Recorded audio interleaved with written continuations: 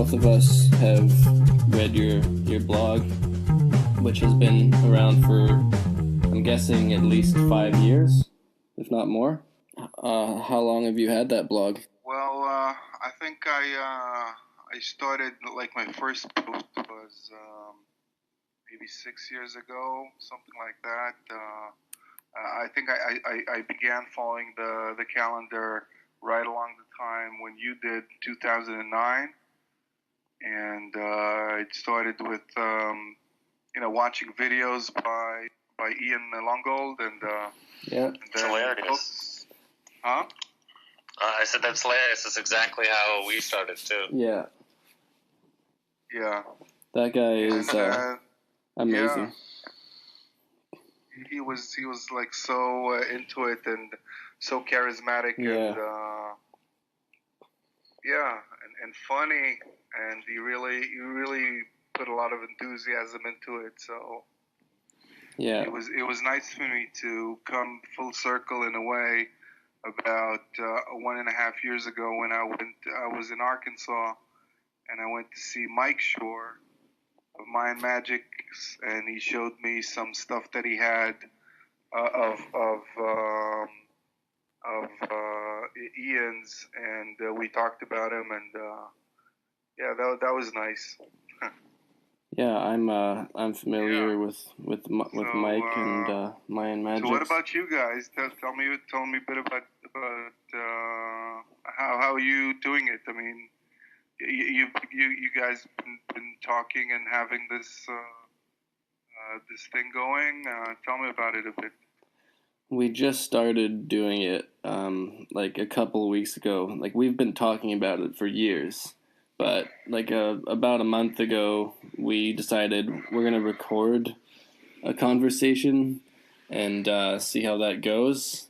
And then through some teamwork, we figured out how to put it on the iTunes and Google Play, and I think now that we've done that, there's more of a reason and more of like a momentum behind trying to get other people involved as well, because there really isn't too much in terms of podcasts that is Zolkeen based. There's one podcast, literally one episode with the Zolkeen analysis from, I think it's some Central American woman Paul was mentioning, and he said that it was quite good. I haven't had a chance to listen to it yet, but as far as I know, we are the only regular kind of episodic podcast that is Zolkeen based, and I think that's too bad, but at the same time we got to start somewhere.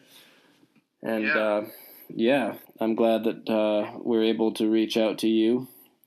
I've read your blog several times over the years. I know Paul has as well.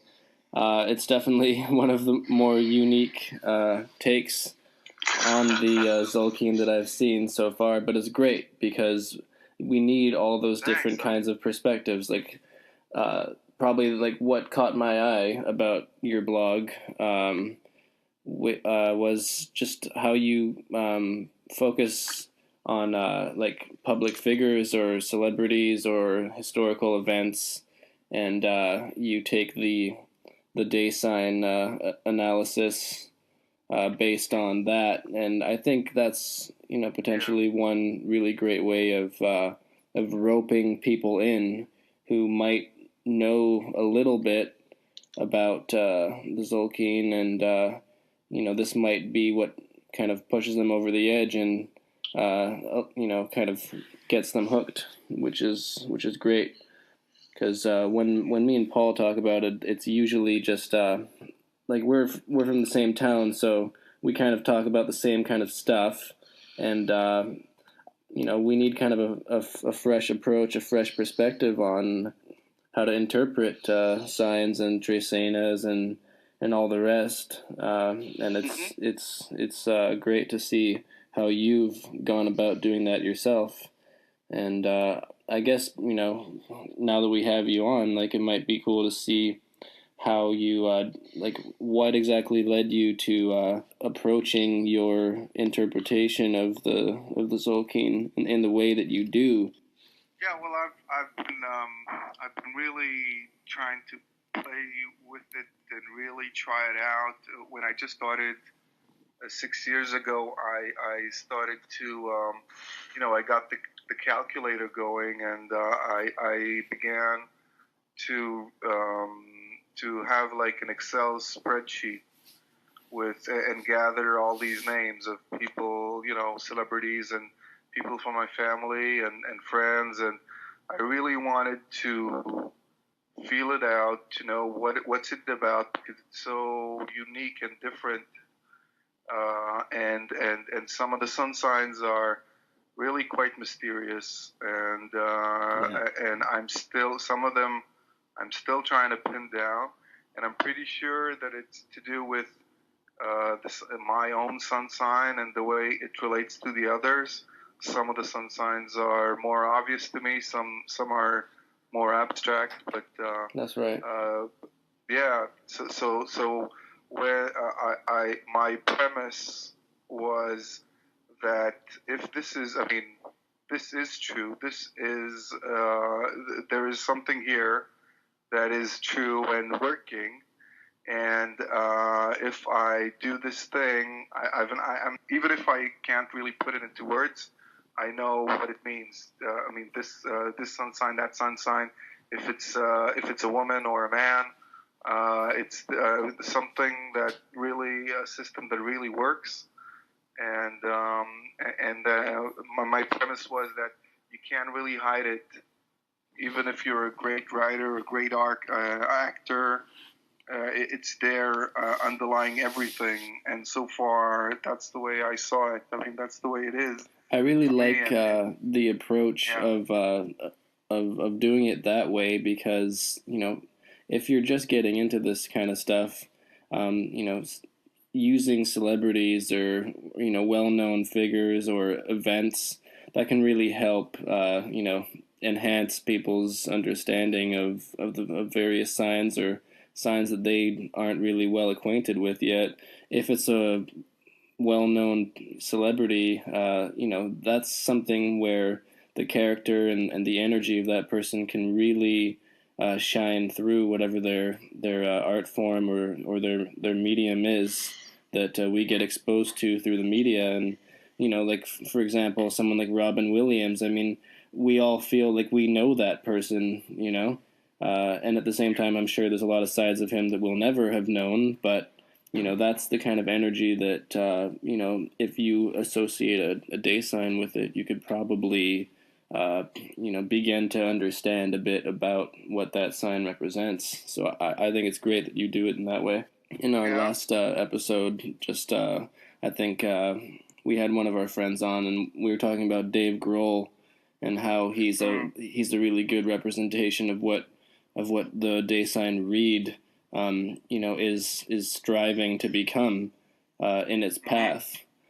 And Paul and our other friend Dave just had a lot to say about that, and that just kind of reminded me of your blog. Oh, that's good to know. I'm really. I haven't been writing. I've been recycling some of my.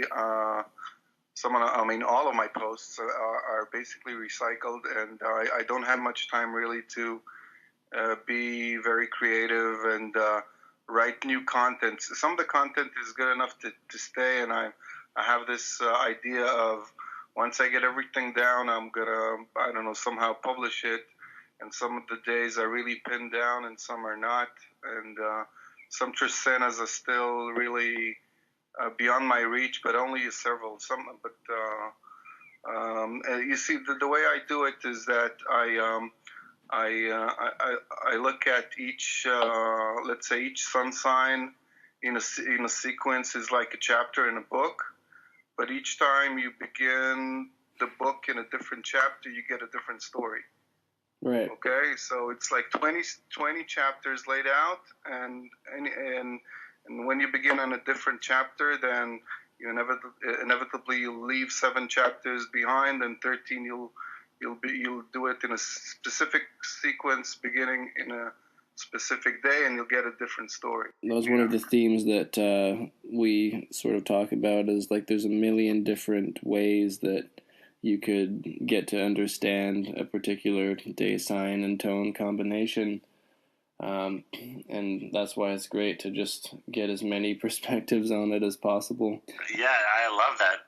That's actually my, like, one of the goals that I had was to, like, get as many different people from all over the place that we could all kind of just bounce ideas off each other and just learn from one another. Like, that would be so cool to do, because, like, yeah, I mean, it's the Zolkeen is every day, and it's everywhere. So it's like, what does it mean to you?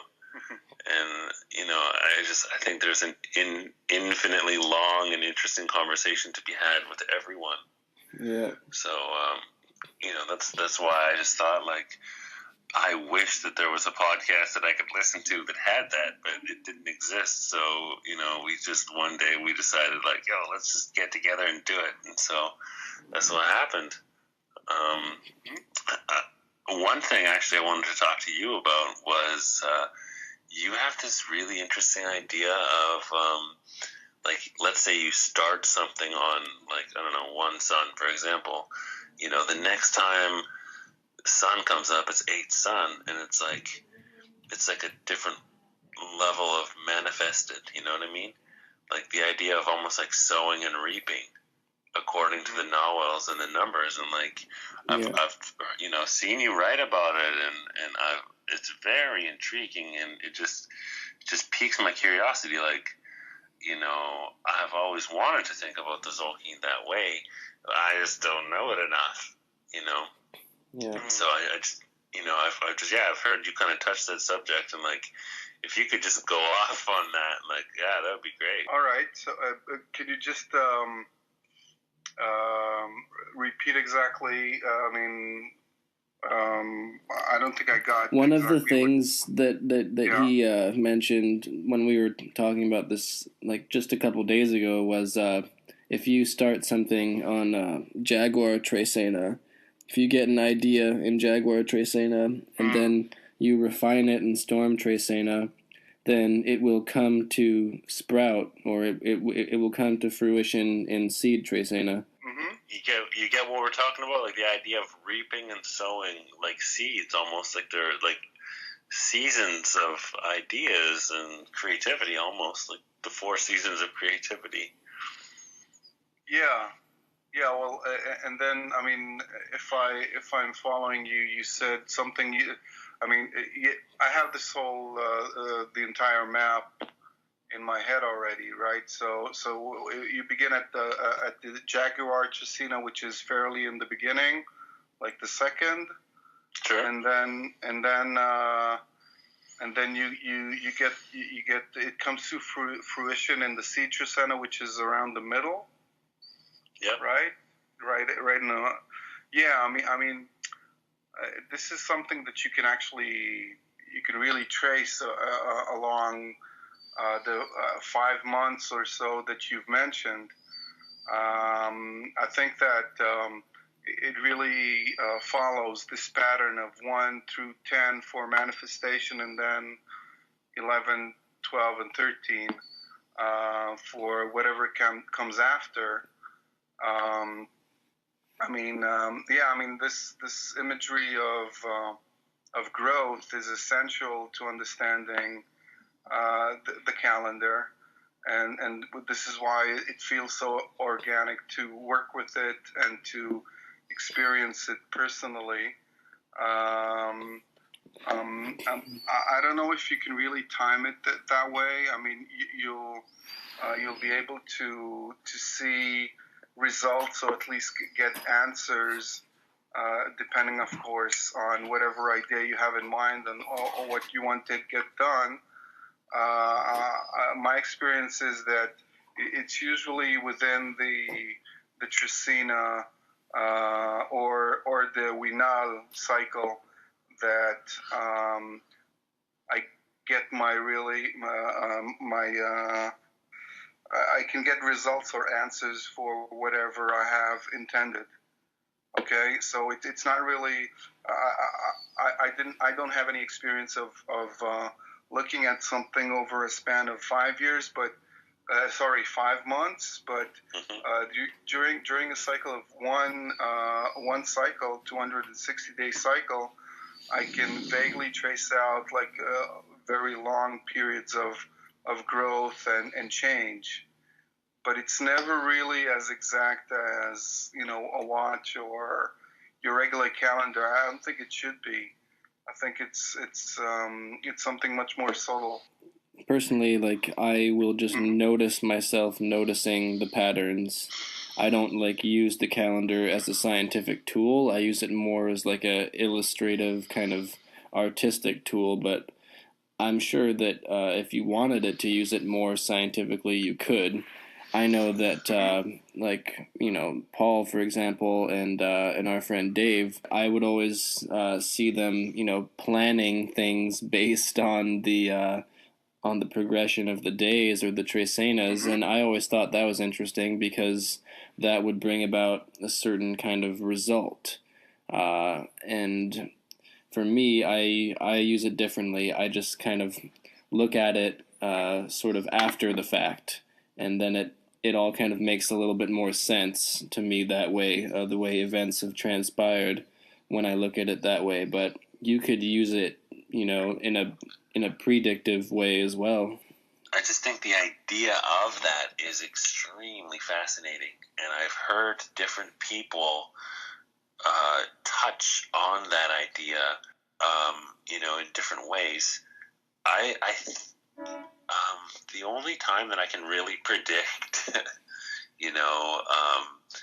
is like, for example, if I look at the seed Tresina, I can just block that time off my calendar because I know it's going to be awesome.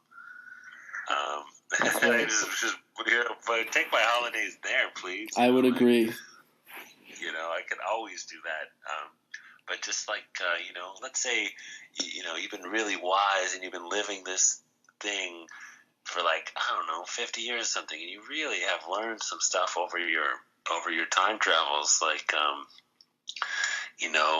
the idea that somebody could, go, we'll plant the seed on this day, and then on this day we'll water it, and on this day we'll, and like this idea of really having this intimate knowledge about the interlocking layers is incredibly fascinating to me, and I feel that it should have merit. I just have no idea where to begin. It certainly does.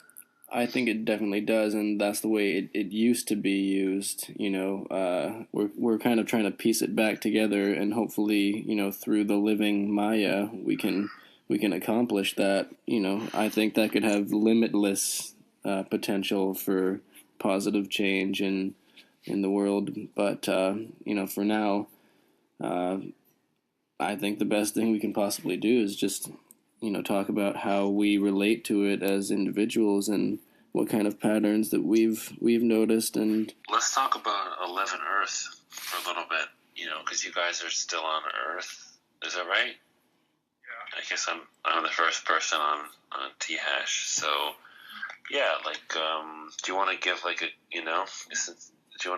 quick synopsis of 11 and if you use the cutoff time as midnight, then I'm on 12 Tichash also. Just all right.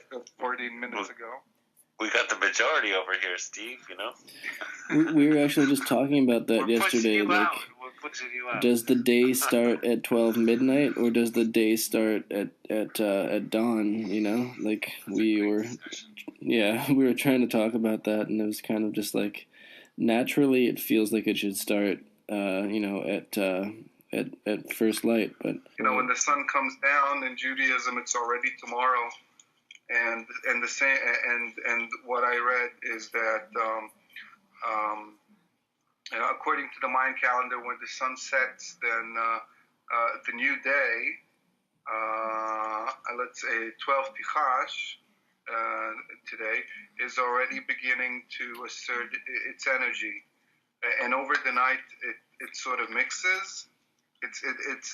There is no like cutoff hour, and then at dawn of 12 Tichash, the energy of 11 Noch is already gone.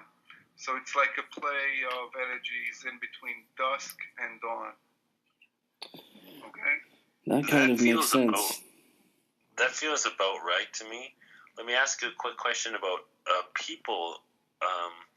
When you're looking up somebody's Norwell, and you know how sometimes you look them up, I mean, and it says like, yo, check out the day before, or check out the day after. Like, how do you go about that? You know, what are your like considerations when you're trying to find out someone's Norwell? You know, concerning that. Well, I mean, I do ask them about when were they born. Okay. If it's, I mean, what time of day were they born, and if it's borderline, then I look it up. But I just try to feel it out, and sometimes I begin doing a reading to someone, and it doesn't seem right, and then I look. I mean, I try, and then I ask them about the hour, and then if it's like after midnight or something, then it's obvious. It's probably or even close to midnight. It's probably the next day, but it doesn't really. I've never had this real problem about. Okay, it's not this one; it's the other one because of the time of day. Because if you ask someone when his birthday is, he'll give you that birthday is the Nawal of that day, okay, and that's the Nawal which will work for him or her. And okay, so let's go back to your question. Let's try and really focus here because, but again, we can go. We're gonna go off. We always do. Yeah, great. That's yeah, perfect. yeah. Okay, go for it. Okay, so 11 Noch. Yeah. I always find Noch days. I mean, I try not to mix the personality with the day energy. Although you can always find things that are really the same in a way. But I think, you know what? I think Noch energy is like the best day to do what we're doing right now, like a global communication. Yeah, very nice. much so. Good call. Good very call, much so. For sure.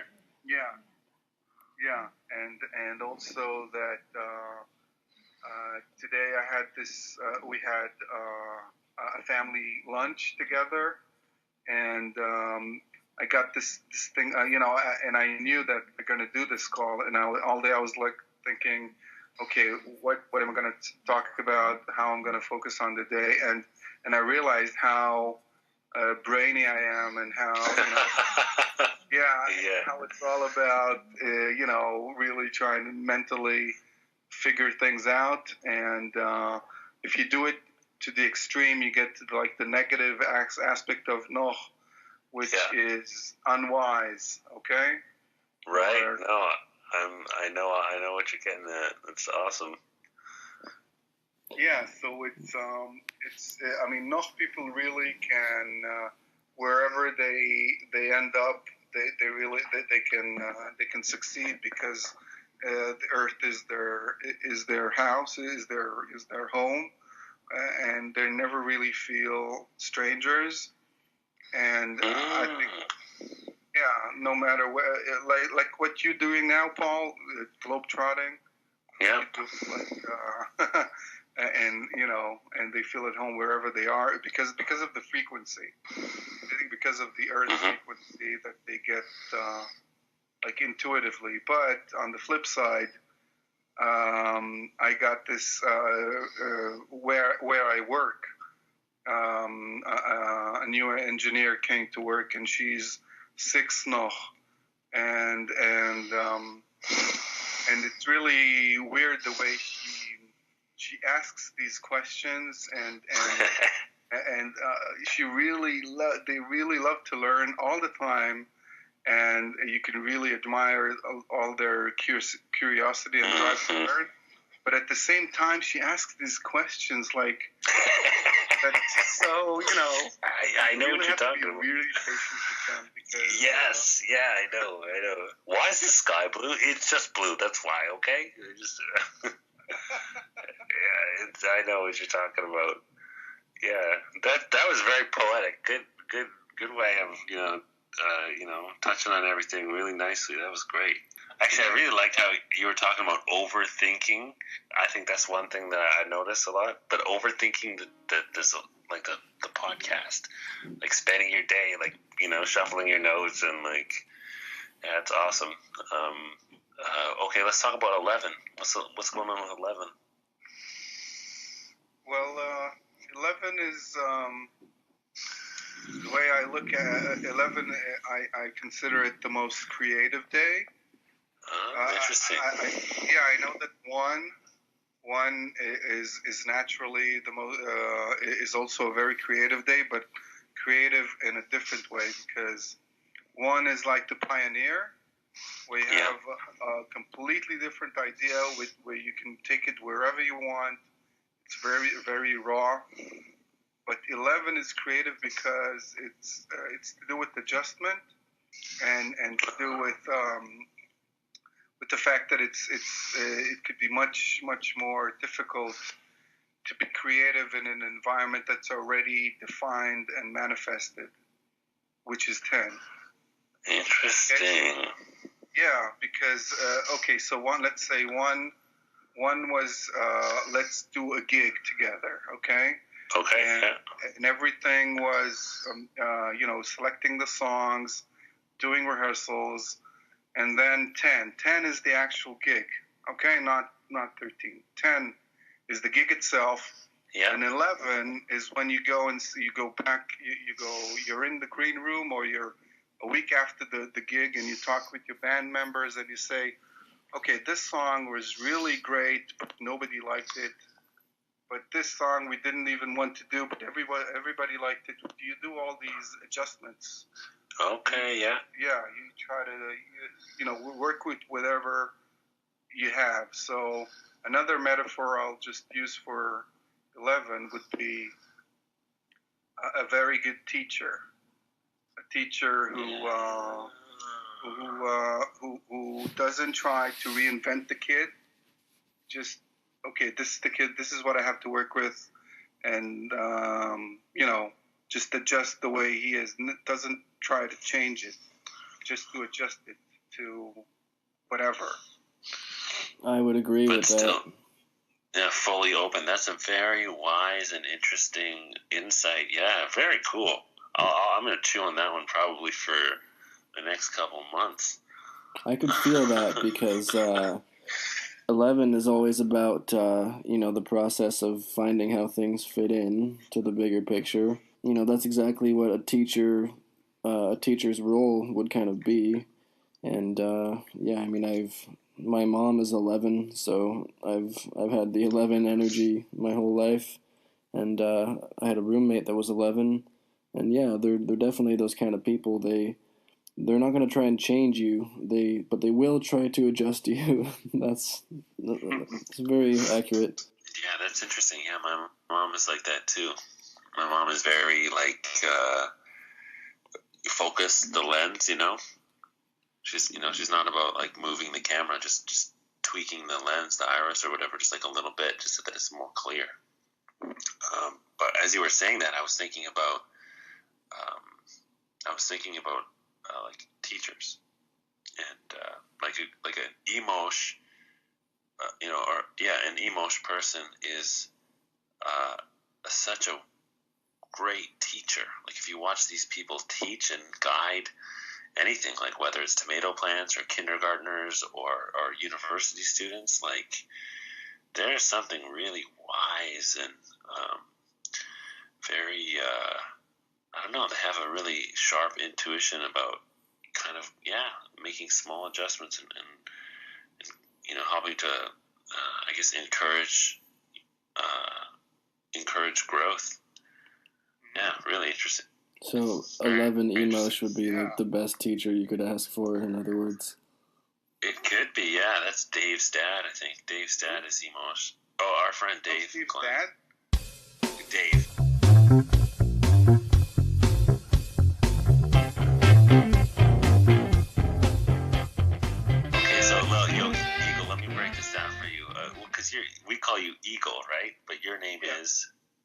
What's your name? My name is Eagle. Yeah, that's the way I spell it. And your name is sorry? actually Eagle? I'm sorry, I'm surprised. Like I thought maybe it was a nickname. Like your name is actually Eagle.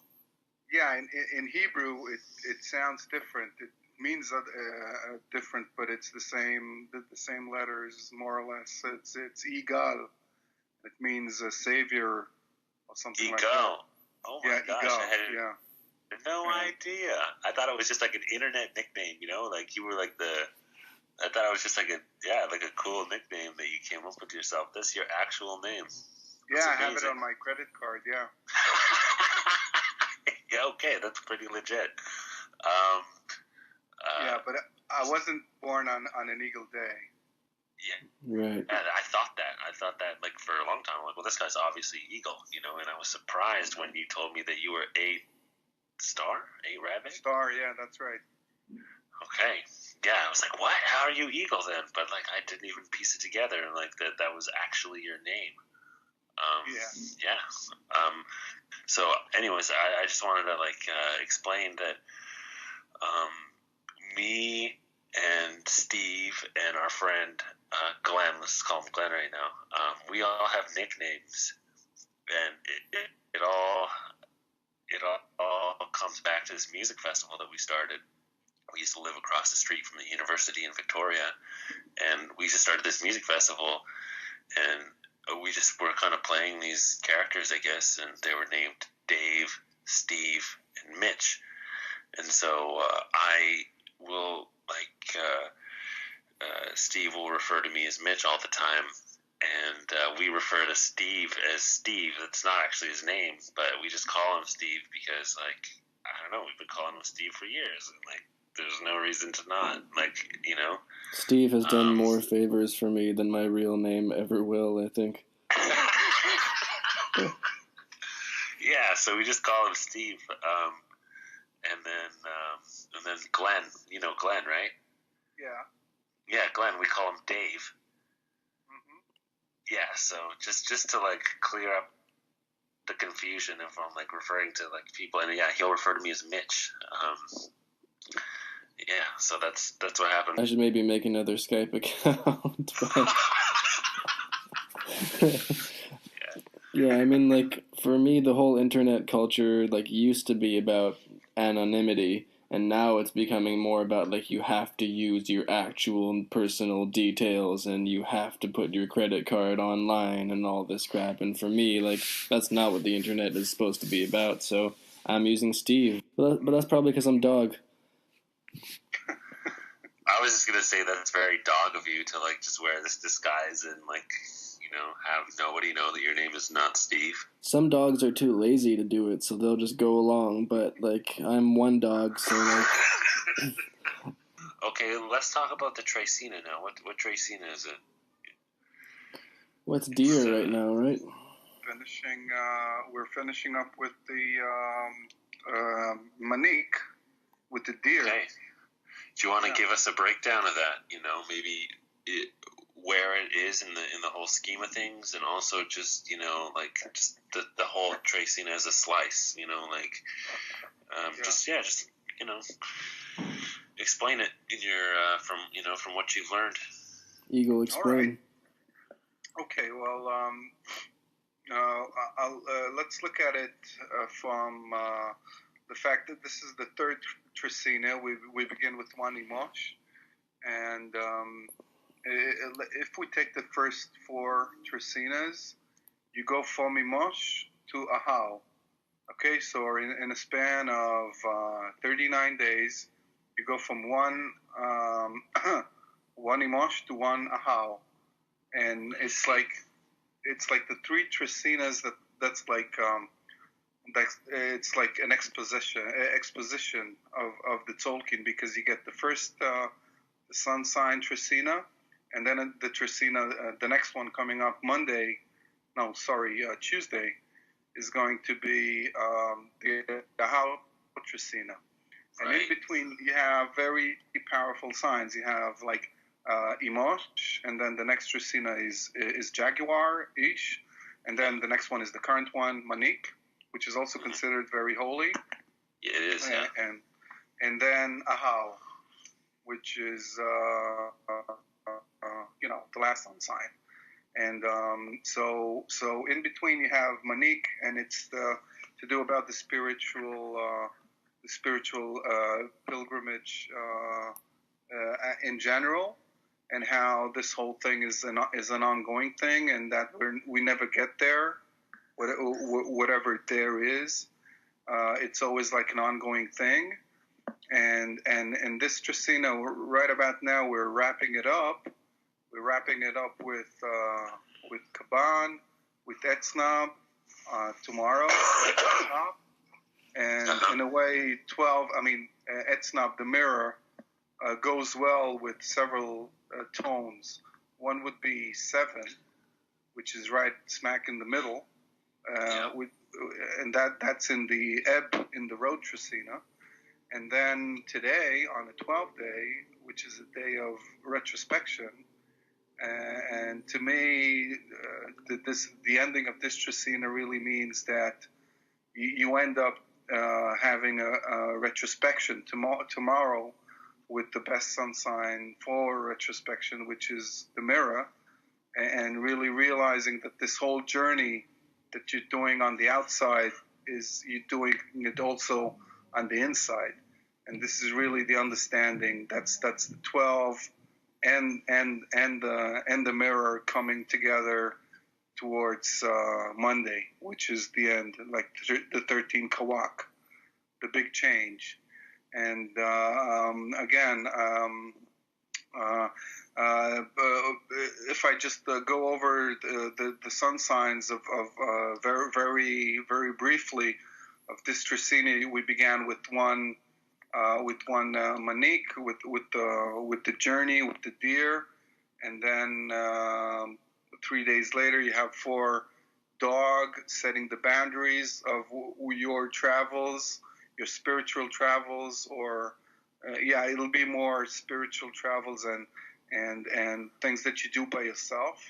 If it's this Tresina, so dog for dog would be like the boundaries of wherever you set your your territory, and then you have 7 Ben at the middle, which is also about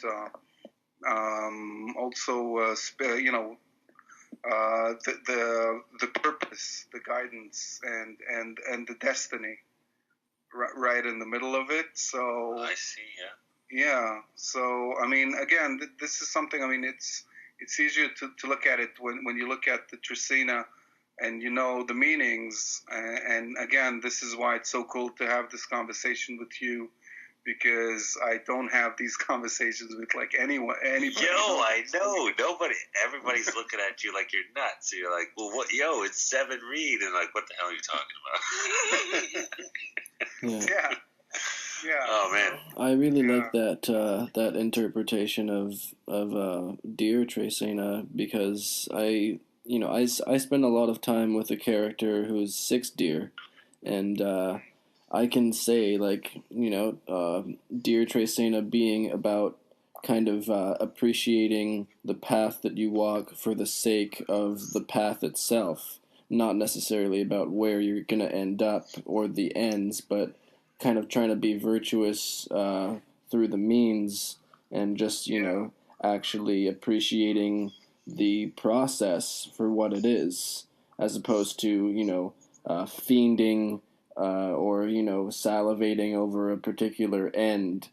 I think that's definitely a keen observation about what the deer energy might be, because it just has to be that fearsome kind of awesome centaur in the woods that just leads its village or whatever, to glory. Yeah, that's very very very precise. Yeah, and you talk about the means, and deer persons are known to be very oriented towards tools. So it's not like I learned to use a jackhammer to build a house. It's just being good at using the jackhammer, okay? and doing that perfectly, and it doesn't really matter for what. Yeah. It's the tools, it's the means, it's really being dedicated to craftsmanship, the tool and the meat itself. Yeah, exactly. Yeah, I can definitely see that in what deer represents, and that's really quite awesome. And for me, you know, kind of maybe in a nutshell, the meaning of life in a certain way, because you're not necessarily going to get to whatever end that you desire, but if you can just appreciate and hone your craft or whatever, then that might be an end in and of itself. And I think that might kind of be a good way of looking at at our time that we spend here. Interesting slice of wisdom from the deer. I agree. I've been humbled by deer a bunch of times. Anyway, tomorrow, let's talk a bit about Tichash, and sure, let's bring it on. Tichash. First of all, shout out to Josh Johnson. He's 12 Tichash. Who? Oh, Josh. Yeah, dude. I know. If it's 3 seed, I'm getting messages from him and his family going like, "Yo, Micaiah just drew a picture of you" or something like that. And I'm like, "Happy birthday, Tall Paul!" And so I'll be sending him my wishes and probably give him a message later on. But yeah, anyways, go ahead. I'm looking at my Excel file, and 12 Tichash. This exact heen is one of the days I really found a lot of people born on that day, a lot of known people, and it's really weird the way these are spread out. Some I found many on specific days, and some days are really slim for me, like 2 or 3 people, and it's again, it's very interesting to know why, and it really drives me on for I hope it'll keep intriguing me. And so anyway, a lot of musicians like Louis Armstrong and Annie Lennox and Lou Reed, Shania Twain, all these were born 12 Tichash, but also Dostoevsky, Rudyard Kipling, Martin Scorsese, really? Jacques Chirac, Michael Flatley, if you're into dancing. But I don't know who that is, but I love how you do that, because that's a really unique approach that most people are not going to focus on that. But I think it's great to help new people get into the calendar for sure. I've also had a chance to. I mean, I live with my wife is born also 12 Tichash, so I know a lot about her, and and also so about the energy, about the Tichash type.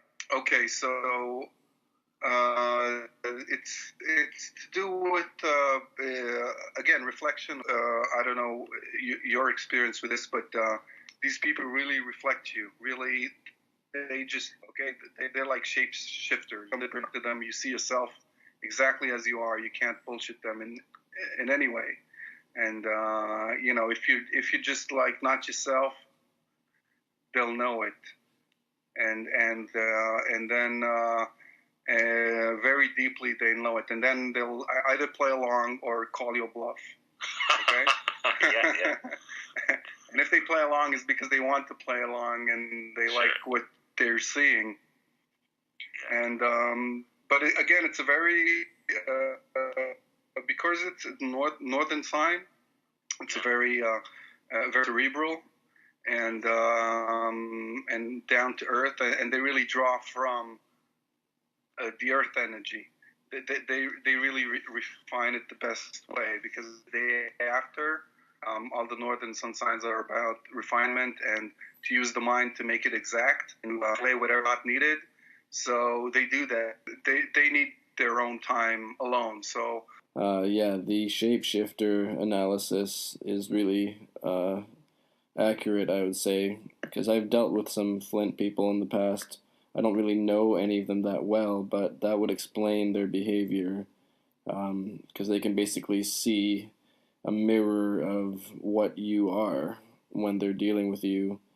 And yeah, I would say that's very accurate in terms of how they'll react to you. Almost all of them I know are suffering in some way, but 12 Flint I found was really calm. Like my friend Josh, he's such a calm person. Like he doesn't seem like your typical Flint. He said very retrospective. Like he just seems like he's in constant contemplation. Yeah. And he's always considering things and weighing them. And yeah, and so it was a really cool learning experience for me because like hanging out with him was because like I always associated Flint with being this uneasy kind of volatile energy, and you know he's totally not like that at all. He's very calm, and you know he makes his decisions after a lot of thought and retrospection. Yeah, like it really depends on to be around a Flint that was basically. It depends on the tone. Yeah, I what's would the say. Flint being? 12 always seems to break the rule of the Noel. Like if you have a Noel that's particularly unconventional, I find if you find a 12 of that Noel, well, you must nervous like Flint. Then you come across a 12 Flint, and all of a sudden you have like, you know, the exception to the rule, where here's an incredibly calm person that's also a Flint, or you know, just could go on. I've just kind of noticed that about 12s, is they seem to break the mold. Yeah, that's interesting. It's I found that sometimes about 13, but and 12 I usually associate with a sort of heaviness. Sort of I always try to, because you know, could be calm but also deep, and and let's say you put a 12 person next to a 2 person. Yeah. And you'll see the difference, because a 2 person is going to be a lot much more like a young energy. Again, if you put a 2 person next to a 12 person, it would be, I mean, theoretically, it'll be like a real a world apart between them. Again, you need to factor in the sun signs, but basically speaking, all the 2 persons, you know, are really, I don't know about energetic, but you get this dynamic, young energy feeling. Youthful, yeah, I could see that. Youthful, and then to contrast it, you look at the 12. I mean, that's exactly the number across. You know, from the diagram I use, where 7 is at the very top, and 1 and 13 are on either side. So, and also in any given Tresina, let's say this Tresina, okay, this Tresina began 1 Manik, and then you had 2 Lamat, and across from 2 Lamat you have 12 Tichash, or Flint, and Lamat and Lamat and Mirror are like opposite sun signs. Okay. Yeah, they are. Yeah. Exactly 10 signs apart. And you'll have it every time.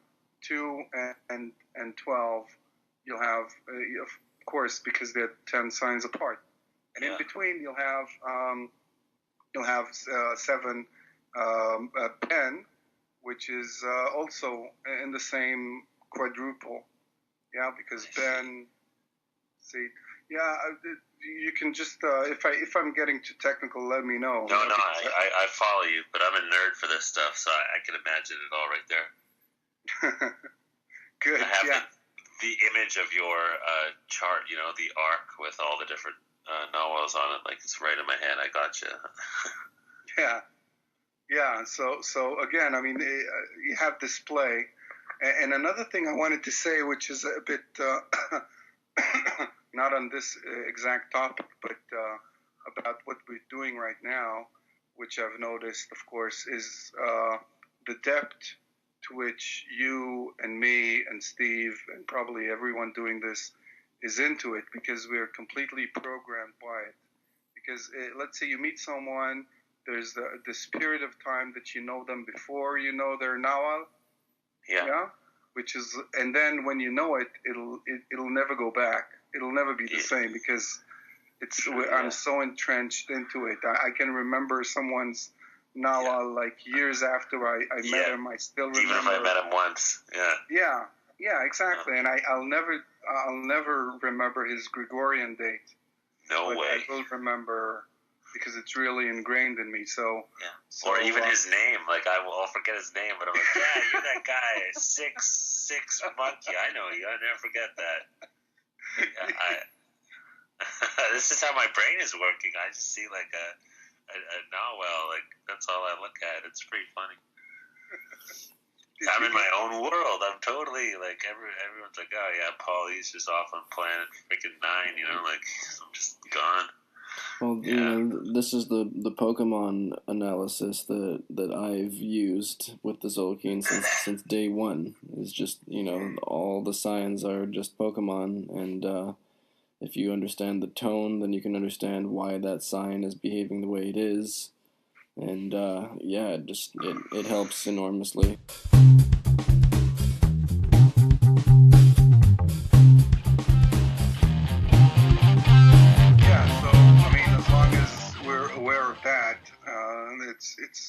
It's good, because when I was teaching this or just talking about this with people who know nothing about it, they usually ask me, "But do you believe this? I mean, do you believe the Zolkeen?" That's such It's a key question, right? I mean, sure. How do you answer it? How do you answer it, Steve? Me? Nice. Yeah. That's a good question to ask me, because whenever they ask me that, it's usually a stumper. It's like, well, I mean, this isn't like a religion for me. This is more like a tool, like a lens, you know? And some people will be more, inclined towards learning about what it has to offer, and other people I noticed will immediately be averse to it and not want anything to do with it.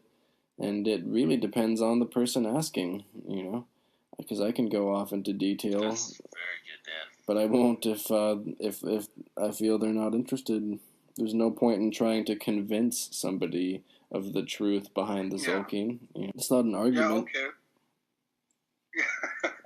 Yeah, you get into the same question and the same answers. But let's say I'm really interested, and I'm not just asking, and I'm asking you, do you believe it? Do I believe it? What's your answer? Yeah, I personally believe it, because I've been using it for, about 7 years now, and that's a long enough time to begin noticing myself, noticing the patterns in it. And that could go all the way down to the day sign level, all the way up to year lord level or night lord level. And yeah, I mean, there's so many different dimensions to it. It's basically like a fractal if you're fried on acid. You know, like you could go as far down the rabbit hole as you want. And the starting point, I think, should be just looking at the day sign and tone as we go through the Trecena. That's how I started, just by looking at Mayan magics every day. And I immediately started picking up significance, with every passing day and every passing month. And the first thing for me was just, I saw my day sign up there. We had Dave's TV on, and we threw up Mayan magics on it. We were looking at all of our signs, and one dog, it just resonated immediately, and I've been following it ever since. I definitely believe that it is tracking some more natural progression of time. I would call it human time, because there's many other calendars and ways of tracking time that are necessary for us.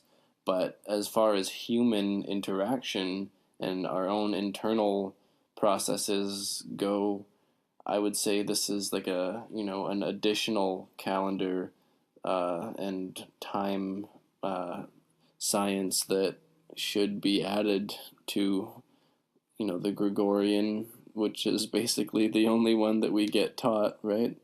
And just the Yeah. idea of like, in the Mayan heyday, you would group up children in school based on the day signs, so you'd have a class full of dogs. Like the idea of that to me is hilarious because nothing would ever get done. but but it would also Throw a make rubber you ball into that classroom, and yeah, nothing will ever happen. just Like, hey kids, look at the ball. All right, just the very idea Sabotaged. of Mission failed. like, that image, that scenario, you would learn so much about yourself just having to deal with a whole bunch of, versions of yourself day in and day out. That's worth more than any private school education I ever had. But yeah, I definitely believe in it. I don't know where it comes from. Like, obviously, they were tracking it through astrology, which is very accurate. I believe in the zodiac astrology if it's done correctly. There Yeah. are people who are trained in it, and it can be just as accurate as this stuff. But this has some different nuances to it, and it's a bit more of like a Pokédex. I don't know if you're familiar with the old Game Boy game Pokemon, but there was this concept of a Pokédex in it where you would go around in this game and you would find different animals or monsters, and you would use this little device called a Pokédex, and it would recognize what type of animal or monster it was, and it would tell you everything about it. And Mm-hmm. I kind of see the Zolkeen as a Pokédex. And Okay. We were talking about like how do you answer the question if oh, if somebody asks you about it. well, I'll well, I'll yeah. just say like I always just say it's a kind of time. And time is a scientific equation and a mathematical equation as well. But it's really it's a different type of time. And so like the power that comes with knowing what time it is huge. So whether you're gonna like I'll say that to people that are pretty much like they're already hedged against it, like they don't like it. Just the idea that this exists irritates them, makes them uncomfortable. So I'll just explain it like it's a type of time. That's all, and I'll stop my conversation there. That's a If they really ask good me, way, because there are well, different types of time that have to be accepted in society. Like, we have to be really accepting of like Muslim people, so they have a lunar calendar and we accept that. So this is, I mean, this is very different from that, but at the same time not really. well, I mean, we just got to start to throw Native American things into the global pot and just start to acknowledge them and respect them for the respect that they deserve. Well, you mean And we need to acknowledge them equally, that's all. yeah, no, that's what I'm trying to say. But it's got to be in the global pot. Like people aren't, it's not even a consideration that's ever made. No, it's far from equal. And so if you just explain it like that, somebody that's really, because they might ask you like, do you believe in this? And you're like, well, do you believe in time? Like, yeah, I believe in time. Time maybe is the fourth dimension, and that's an interesting question. Well, that's like the most interesting well. thing about Ian Lungold's lectures was, his whole thing started based on, who decided that we're tracking time this way. Did you ever ask yourself about that? Like, there's That's a trip, dude. Yeah, totally. Yeah. He doesn't even really talk about the Zolkeen at all. He's going off on something completely different. And he's just, oh, by the way, there's this thing, Zolkeen. You should check it out. Anyways, He's laying down the foundation, though. He lays the but foundation for the question, what is the Zolkeen, he does lay the foundation. or the answer, Well, he actually clears away the whole, he cleans up the whole house before he even brings the Zolkeen to the front door. Yeah. Like he's like, yo, by the way, let's just question absolutely everything for just, about an hour. How does that sound? And it just goes off. Okay, actually, I have a question about Ian Mungo. Like, how did you stumble across that video? Well, a friend of mine, it was a different video back in 2009. A friend of mine from where I live told me about this YouTube video, not with Ian, with another guy who was talking about the 2012 prophecies. Yeah. And he mentioned Ian, and he mentioned the Mind Magic's website. So I went there to check it out, and that's where I met the real teacher. and okay. Yeah. So anyway, when I was asked by this 15-year-old girl one time about do I believe the Tzolk'in, and I asked her back. I told her, what kind of car does your daddy drive? And she said, it's a Toyota. And I said, does your daddy believe in his Toyota? And she says, well, what kind of question is that? I mean, you don't need to believe your car. It's a clever little kid. Yeah. And I said, well, if your car was like 40 years old and you were late to work, maybe there was some place for belief. And you'd be praying when you're turning the ignition, okay? But if your car is new, there's no need for belief. So the same goes for me. I mean, I use it. You need to know the laws of the road. You need to know how to operate your car. It's all about really practical knowledge, and this is how. So in a way, belief doesn't play into it, because I'm playing with it. I'm studying it. I'm using it. I'm not. When you believe something, that's when you stop playing with it.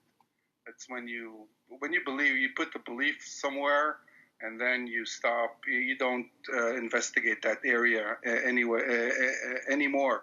And the same goes if you don't believe. Okay, but if you're learning, if you're playing, if you're interacting, if you're using it as a bridge between you and other people, then you're not doing the belief thing, okay? It doesn't play into it.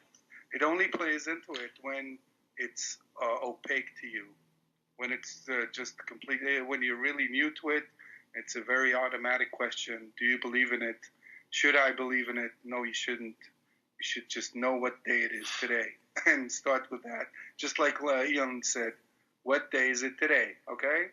That's where it begins and where it ends. Right, yeah. And then 3 hours later, he's got 10 sheets filled out, and he's talking about the dinosaurs and shit. One thing I want to interject with is just the whole 2012 thing. I mean, it's ironic that that's how you learned about the actual truth, but at the same time, stuff like that and this constant academic narrative about, well, we just aren't too sure why Mayans and Aztec people or whatever disappeared all of a sudden. All those years ago, they just completely disappeared. They're completely gone, extinct. You'll never know anything about them ever again except what we unearth from time to time. What is this narrative, and why is it so difficult to just realize that there's millions of them still living untouched in the jungle and continuing their thousands of years old practices to this day? Why is there such a massive cover up, And of course, it's colonialism. Well, yeah, 100%. I mean, I know that the Catholic Church is behind it, but well, they're part of it, but there's a lot more to it than that. But colonialism is the collective effort. But these people are numbering in the millions, and they exist. I know, that's amazing.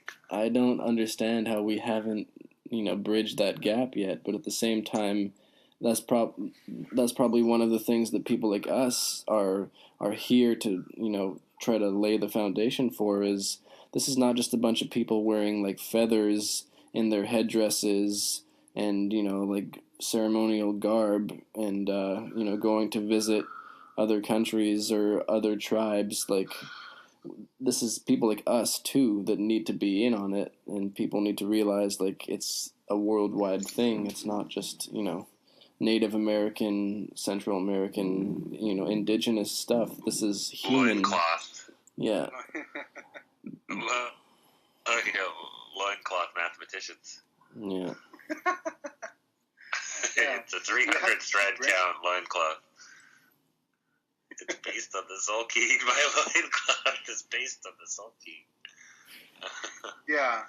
Okay. So they were talking about mathematics and astrology, but what were they wearing? Okay, great. That's the real question. Yeah, whatever. We already know mathematics. That's true. I think my team over here in El Salvador has uncovered some untouched loincloths, and we think that this was the normal wear. That'd be so funny. You could just go to like an archaeological exhibit about their loincloths and never touch anything about their scientific perception. It's hilarious of the and world. like It is sad, hilarious, really, yeah. because they will never tell you in like the overarching narrative that they present through the media about like, well, the lost Maya civilization. You'll never hear anything about the Zolkeen in that. But if you ask academia that question, then they'll have a very prepared answer for you. Like, oh yeah, the Zolkeen that we like never mention in any of our major publications. Yeah, that thing. We have a long essay to recite to you about that. We know everything about it. Yeah. Like clockwork, you could predict it. I'd actually like to see, a couple of these guys get roasted by some. Well, they should get roasted by us. Yeah. We could try to roast them. It'd be funny. They would never come on how the do we get show. off topic? What are we talking about? They would never ever come on the Maybe, show. I would have to pretend like I have like 3 honorary degrees and like, write them like some long letter with like links to my like, peer reviewed journals on JSTOR or some shit, and then like they would maybe respond like. Well, you're a dog, dude. You could totally get in there and just put on the hat and be like, yeah, I'm with you guys. Spy on them. Yeah, go spy and tell us what you learned. Yeah. I bet they'll just be arguing over loincloths. I don't think it ever gets any much past that. No. Actually, one thing I learned, I thought it was like, it should be lesson 1 anytime you're ever talking about Maya, is the word Mayas literally just means corn. That's all it means. Really? Yeah. Mayas. The Maya just means corn. M-A-I-Z, Mayas. And, right. They have so, this old legend about the fourth world, people coming up on stalks of corn. Yeah, and they're all made out of corn, and so when they were first encountered by Westerners, they were like, well, who are you? And they said, we're the Mayas, and they say, and then all of a sudden that became Mayan, but Mayas, they're just talking about the food, and I also compare with Egypt. Egypt was called Kemet, and Kemet is like the kind of wheat that they grow. Right. So I'm looking at Kemet, which is just like a bunch of guys growing this crop, and then Mayas, which is a bunch of guys growing this crop. But just the fact that they really associate their culture with their food, I thought was significant, and it's always, it's never mentioned, and that's one of the first things Jose told me. He's like, yeah, the Mayas is this, and I'm like, oh my god, it just means corn.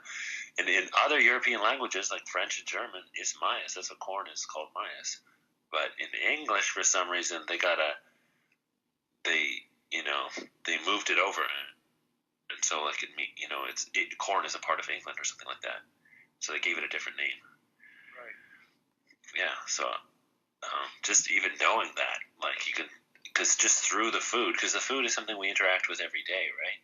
And so, if you just start to have a different perception of the food that you're eating, you'll start to slowly make the connection back. Like, oh, wait a minute, this Mayas that we're eating now is originally from there.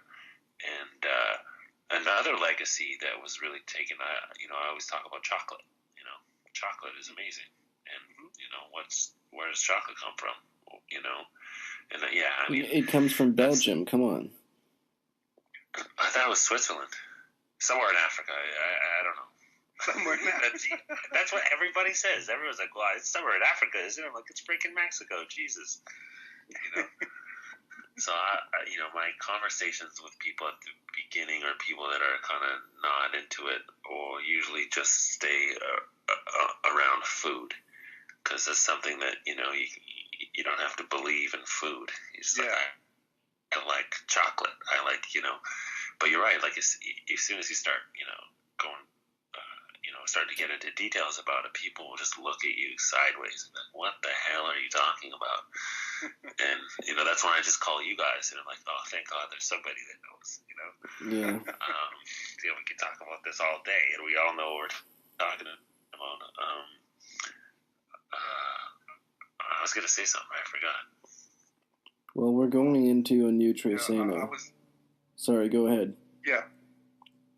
No. That was you were just picking up on my thought. Yeah. So, we're going into a new Tracena, which I think is usually, one of the more eventful ones, maybe. One sun, one ahau. I've noticed on Sundays, like, you gain some really high, enlightened kind of perspective on stuff that is kind of reminiscent of an Eagle Day, but a little more of a better feeling, for me at least. I just get a good feeling on a Sunday, and I feel like I understand something more. Yeah, why don't we talk about the new Tracena a little bit? Why don't we talk about what's coming up? Okay, let me say something about it.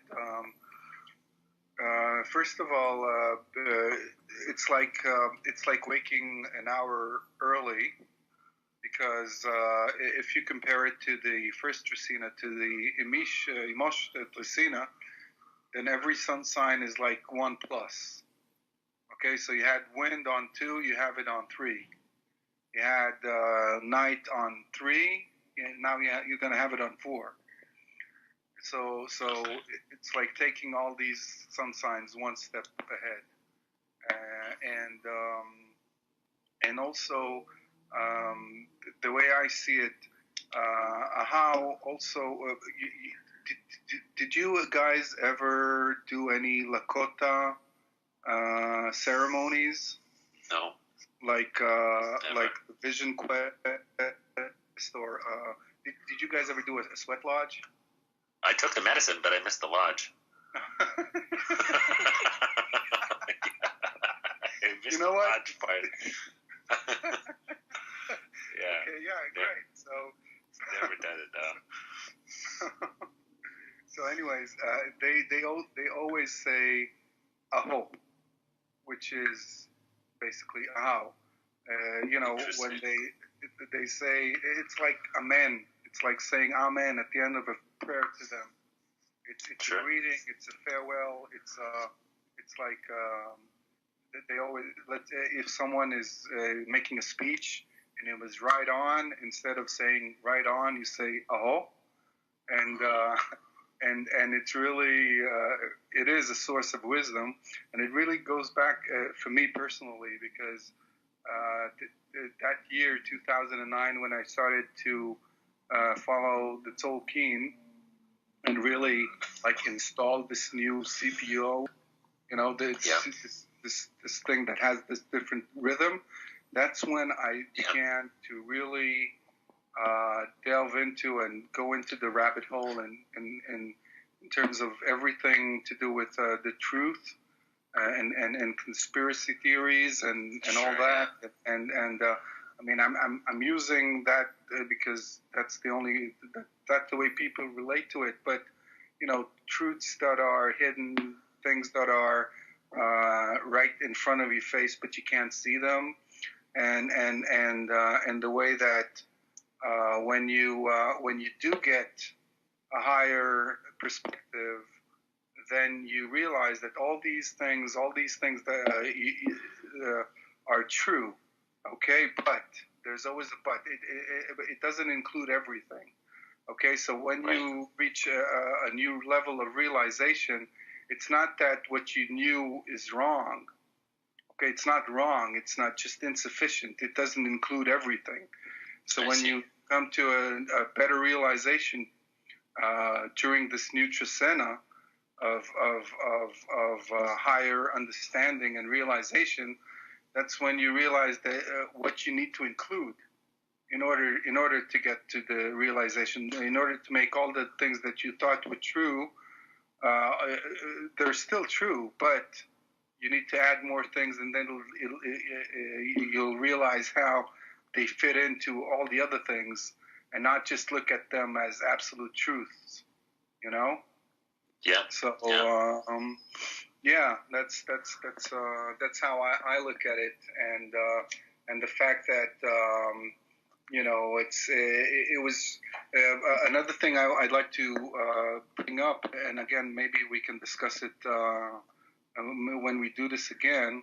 It's the connection that I've always found between the first sun of the Trisena and the 10th sun sign of the Trisena. Okay. That's the station where you have manifestation. So if you begin with the crocodile, you'll reach the dog. Okay, you begin with the sacredness of Manik, you get to Kib, okay, which is another sacred sun sign. You begin with the How, you reach Muluk, which is mind-boggling. I mean, I really don't, I don't know Muluk that well, but it has to do something with, yeah, you do. So, I mean, Paul must know, but Muluk is also again. But try to relate. How do you guys see if you begin something on Enlightenment Day on Sun? How do you manifest on water? Interesting. That's kind of comes full circle to what I was curious about, really talking to you about, was this idea of this reaping and sowing. So I'll try to notice and pay attention, this next Trisena about what I'll write down everything I do on one how, and then when Toch comes up again, I'll look at it, and I'll try to compare my notes and see what I can come up with. That'll be my homework for this Trisena. Yeah, me we too. can start assigning homework, you can come in and compare notes and stuff. That's real cool. But yeah, that's a good project. I'm gonna definitely try to see what I can come out with that. Well, the one thing. Go ahead. Go ahead, yeah. Okay, check it out. So in the Popol Vuh, there's this, one son, right? Hunak Pu is that the hero, and like his ultimate destiny is to jump into the fire, even though he beats the Lords of Death at the ball game.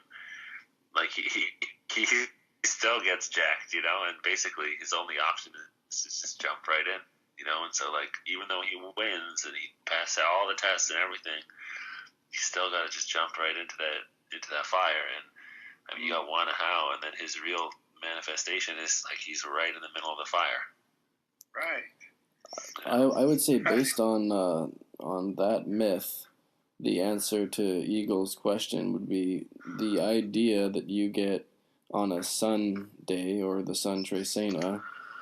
You need to purify that in offering or muluk, and if that idea remains pure through that ritual, through the purification ceremony, then it will begin to manifest. It will, become real. But if there's nothing good about that idea and there's no substance to it that is worth manifesting, then it'll die in the fire, Interesting, right. Yeah. And it's Steve's birthday on one how. One how. Yep, coming up. Yeah, it's a midpoint, right? It's 130 days from your birthday. Mm-hmm. I forget what my keyword is for a how. My last one was one eagle, which was journey, always. I did journey, and it was a good thing that I did, a very good thing that I did. And it was a short journey. I just went up to a local ski mountain, 3-hour drive, both ways. But I think just that short journey really set me up well for the next Trisena, which was crocodile. And you know, some major changes took place from that point on. Any activities in particular that come to mind for the Ahau Tricina? Like, is there any ideas? You know, like, you know, for example, whenever you write your blog, like there always seems to be some sort of a theme, you know, that you've kind of picked up on over the years. Yeah. Well, the theme is for Ahau is a king for a day. That's the way I did it. Nice. I like that. King for a day. That's hilarious. Yeah, Okay, king for a day. yeah. Because Cool. I envisioned it as like a lion cub, like that has his first kill on an Ahau day, and then the next day he's back to square one because he can be eaten again. I mean, it means on that day it means a lot to be. I think what to look out for is the things that you've accomplished and where you are really where you excel and where you feel like you're in that point of accomplishment, and then really, you know, in a way, being able to make fun of it or laugh about it or laugh about yourself, make fun of yourself because, you know, you realize that you still have a lot to learn and being mindful of the places where, you know, where the crocodile really puts you back into the swamp and lets you feel like, yeah, brings you back in and say, okay, good, well done, but okay, you still got plenty to learn. It's like really, it's how do you call it? It's I'm looking for a word. It's like it's disillusionment. It's disillusionment with your own abilities. I mean, on one hand, appreciating them and relying on them, but on the other hand, realizing that it's being in a state of enlightenment is really staying on the journey and being in square one at any given time. Yeah. That's interesting because, you know, our last episode with Dave knows the Sun personality quite well, and he was saying that, you know, among Sun people, the general trend seems to be this path of clearing away the clouds so that the sun can shine brightly once again. And I can see that too in the few Sun people that I've met. And yeah, I think part of that is realizing like you're always at square one. You're always learning, and you know, if you can accept that, then you'll be able to, you know, avoid falling into the trap of, you know, I'm Sun and I know everything and follow me. Well, my boss is for Ahau. And I don't really agree with him most of the time, but I can definitely see how with him on top, everybody else is gonna really perform to their best of their abilities. I don't know how they do it, but it's this is the way it is, and also because they have this whole thing with expectations, which I also found, which is very true about them. Oh, very true. Yeah. Yeah. So yeah, expectation management is really called for during this period, I think. And but for us, not being born Ahau, I think it's going to be easier than all these, you know, very high standards that these people usually have. Right. Which on the flip side goes back to escapism, which is very, very true for dog people and you know, eagle people and Sun people and snake people. Yeah. We got a whole bunch. Everybody's escaping somewhere. Yeah. Yeah. No, I I love to just. There's nothing more that I love to do than just like go and sit on the beach, like completely away from society, and just like watch the tide come in. You know, Just like leave your responsibilities behind, you know. yeah, dude, that's my favorite thing to do in the world. I love it, the best. Yeah. I wish I could do. Can you do it in Japan too? Yeah, I used to live near the beach actually. It's about a 20-minute train ride from here. But I used to live right near this beach, and I would go swimming there all the time. And Japanese people don't really like swimming. It's not really big over. Asian people typically don't. They don't do swimming. So I noticed it's not, that. like, it's not really a thing. Like a shocking amount of them have no idea how to swim. They And no like interest. boats, though. They are very much keen on boating. Really?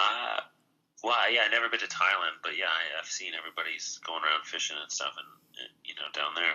Well, Japanese people are. Japanese people are. Well, crazy. like Japanese people are kind of into fishing. They don't really like fish that much.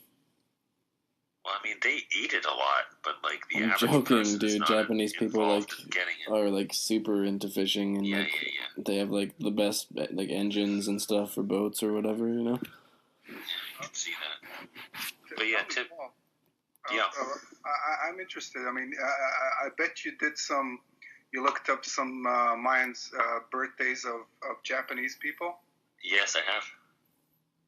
And what was their reaction to it? I mean, are they aware of this thing, or it depends? It depends on the people. Well, first thing I find that's interesting is that you know how back home you're going to find that there's a certain percentage of people whose Noel is actually the day before they were born. You know, you've seen that before? Mm. You know, so here, it's actually quite common for the person's Noel to be the day after they were born. I've seen that a lot here. Really? Yeah, so that's interesting. Very. You see a higher percentage of that here than you would at home. So that's the first thing I noticed. Mm-hmm. The second thing is, I mean, I don't share it with everybody because it's not appropriate. As you guys already know that. Yeah. But the few people that I have shared it with, like for example, my girlfriend is 7 Death. Oh, I guess her thing is coming up, and she could like, she's really into like palm reading and into that type of stuff. That type of thinking is pretty common here, like palm reading and fortune telling. Like if you go up to like a Buddhist temple on the top of, or a Shinto shrine on the top of a mountain somewhere, and you walk up like a couple hundred stairs, there's a fortune teller sitting up there. You know, and so that type of, you know, mindset, superstition, fortune, that type of thing is really, that's the norm here. That's the normal way, you know, like everybody's on that page. And so this type of thing isn't against it. Whereas like at home, like for example, I have some family that are just like fundamental loonies, and like this type of thing is like flies directly in the face of that, and it's like, you know, they could go off and off about how wicked, you know what I mean? Like this becomes really stigmatized by that. Really? You know? Oh man, yeah. Like if you're a really fundamental like Christian person, I mean, pretty much everything is stigmatized. You know, like for example, my uncle was like really mad about the movie The Golden Compass. You know, he's like, the Golden Compass is, you know, it's against the God and all this stuff. And like, I mean, yeah, just so that's, I mean, that most people are not religious, but that type of psychology is still around. You know, and it forms the bedrock of our current psychology. So it's part of it, you know, but that's not here at all. They don't have that. And so, for example, this is kind of cool. In Japanese, there's no swear words. Yeah. So they don't stigmatize language. There's nothing that you could say that's offensive. Really? Language-wise. Yeah. But what do you? So the idea of what do you do when you want to offend someone? You tell them that they should die. You just tell them straight up. Like the worst thing you could tell somebody is like, I hope you die. That is so Japanese. Die. Oh my god. Yeah. You should no die. Shades of gray, huh? Yeah, no shades of gray. Yeah. you got thousands of shades of gray in some language, and here it's just black. Yeah, it's no shades.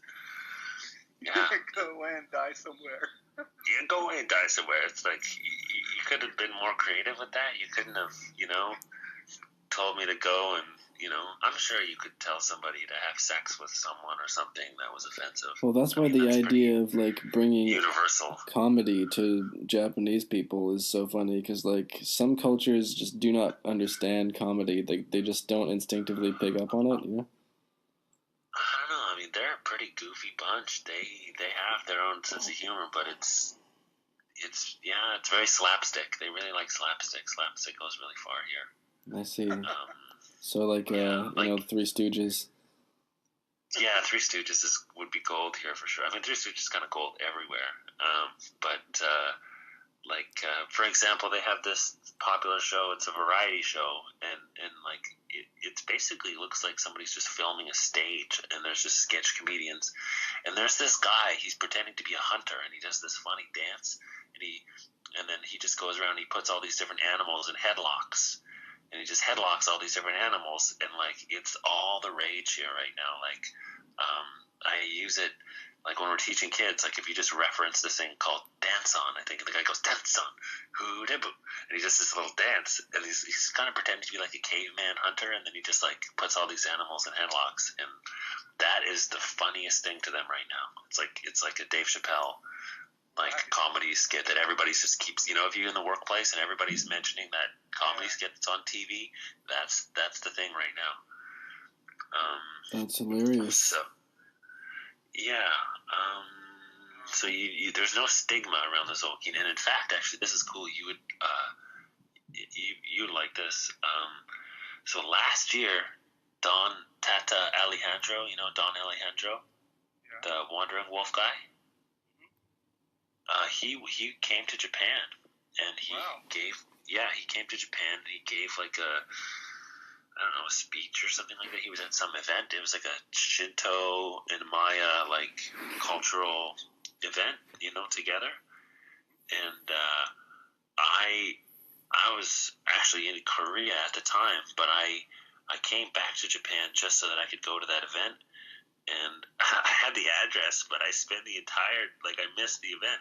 I got there way late, but I spent the entire morning. It started at 10, and I probably didn't get there till about 3:30, just wandering around trying to find the place.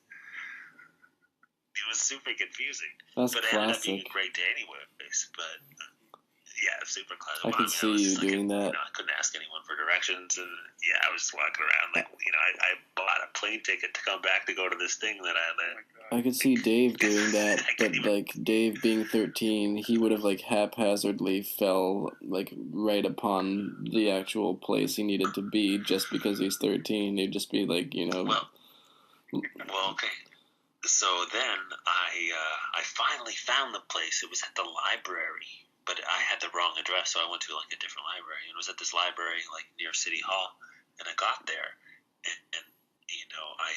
nobody spoke English, of course, And I was trying to explain, I'm a student of this guy, And they're like, But then eventually the lady kind of understood, I came here to see Don Alejandro. He's already gone back to his hotel. He's gone. And I was like, oh, damn it. But she said, if you write him you can write him a letter, and I'll give it to him. So I got to write him a letter, and I just wrote him a small little blurb, basically that I just wrote it, I'm 3C, I came here, and I'm a A, and I came here to, check out your stuff or whatever, so I'm sorry I missed you. And, that was my experience there. It's kind of funny, but it ended up being a great day anyway. Yeah. Okay.